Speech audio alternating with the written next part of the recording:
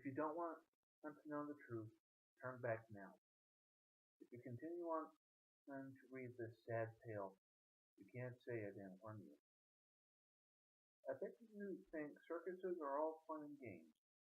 I bet you think all the circus freaks are people like you and me, who are having just as much fun performing as you are watching. I bet you think those freaks have always been like that, deformed and different, that is. You think that clown with two heads was born like that.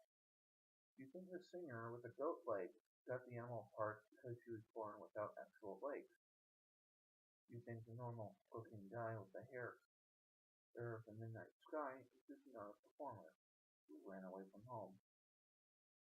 But you don't care.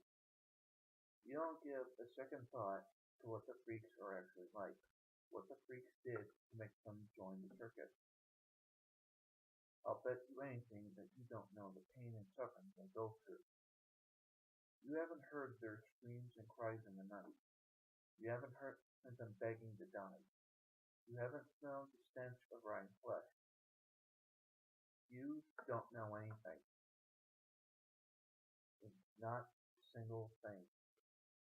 But that's what I'm going to tell you. If you don't want to know the truth, or you're not strong enough to know, turn back now. Let's start with how those freaks joined. But joined isn't the proper term now, is it? Not when every single freak was perfectly human and got kidnapped as kids who wanted to go see the circus themselves. That's right, kidnapped. Stolen off the streets against their unheard screams, cries, and pleas for help. They're kicking, they're hitting, doing everything they could to get away, only to end up failing hopelessly and becoming guinea pigs. Before the circus, there was a foster child with the dark blue hair that finally found a home with a mother who loved him. Sure, he may have been poor. Sure, he may have had a rough life. Sure, he could have died if left on the streets anyway. But that damned circus ruined all his chances and opportunities at living life, at living like an actual person, rather than some bloodthirsty animal. But no, no, of course they had to take him. They had to take him at the age of 9. He was just a child when they injected him with all those things. And do you know what those things did to him? Do you? They turned him insane. Literally, he lost his mind. He became a legitimate cannibal. He would have happily eaten another human being. And you know what? He liked it all. He liked the taste he can only get from human flesh. Actually, he preferred everything to be cold, raw, and human. He enjoyed feeling the blood swirl in his mouth and dribble down his chin. Isn't that just a lovely image? And do you know why that little boy was chosen to be experimented on? Why he, a poor little boy who had almost died on the streets, had been chosen? Why? It was because he was a child who had not yet to fill his life with good memories, rather than thoughts of meat, blood, and more meat. Now you have a taste of what I am explaining. Now you know at least a small portion of the horror. So I'll ask again, would you like to turn back? Because I'm about to continue. There once was a little singer with the hair of pale turquoise.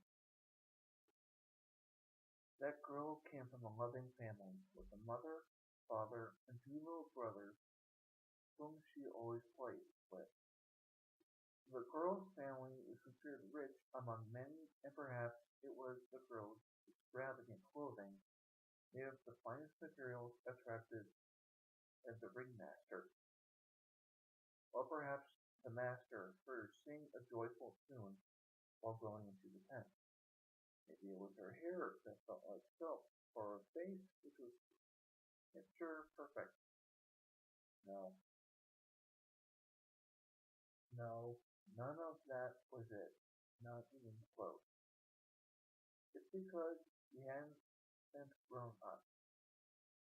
Do you know what they did to that girl? Do you have any idea?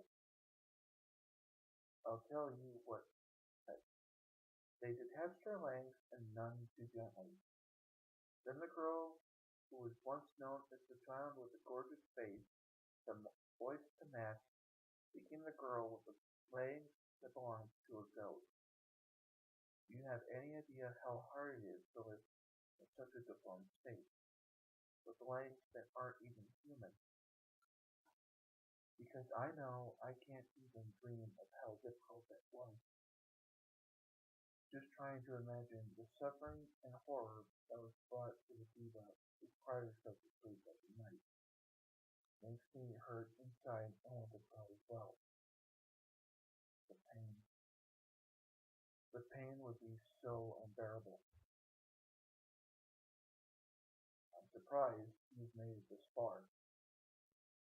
You must have a heart that is strong, but I'll tell you again, you can turn back, because I can assure you, things won't be getting better anytime soon.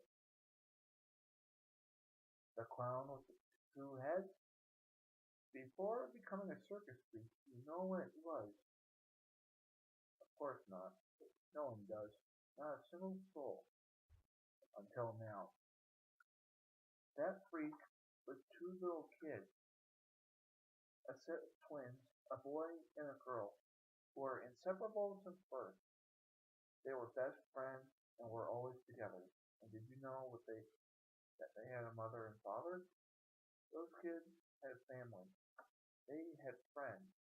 They had an amazing future ahead of them. But all that was ruined. All because they went to that circus. All because they didn't walk away fast enough.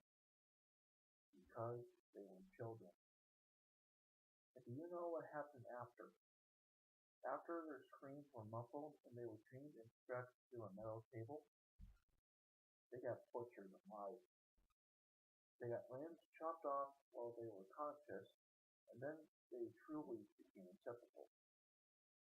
They really would always be together until the moment they died. Because the two children became one, they were sewn together. Lumps of flesh were strewn around them on the whole process, and the stench of blood and death lingered in their nostrils so long after. So long after. Just because they were cheerful children. But that isn't all. That isn't close to the end.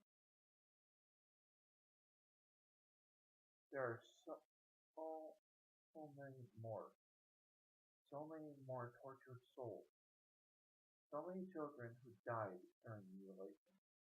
So many other children who would live with all their hearts that they had died. So many. So many unfortunate souls would fall into the grasp of the ringmaster. You know what else? The torture didn't end there. Being chopped up and turned into those things is probably the least painful in comparison to what they went through after.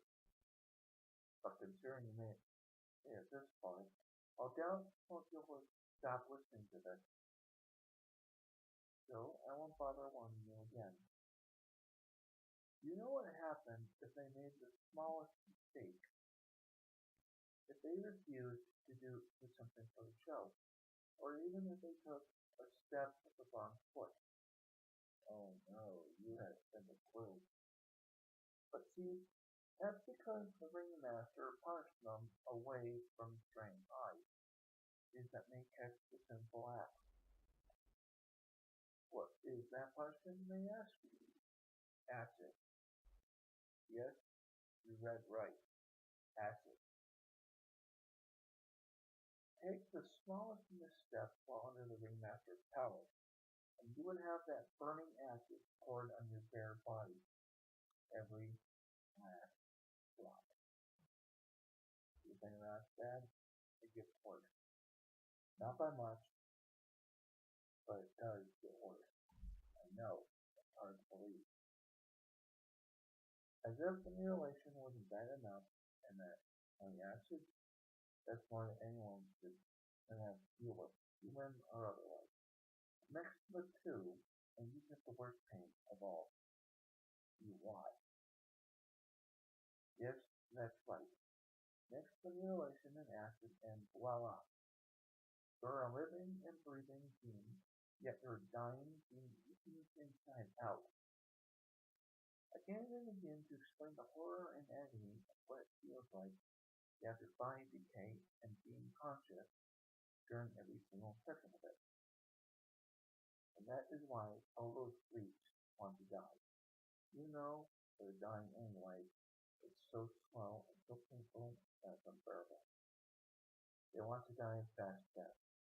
Even if it took a whole hour or two, that pain would be so much easier to endure than the hell they went through. But they don't try to kill themselves. No, not ever. As much as they want their suffering to end, they keep going. Why? Because the circus is so much fun. That's why. So much fun indeed. And that is the truth. Every word. Every single damned bloody word. How do I know this, you may ask? Because I am the ring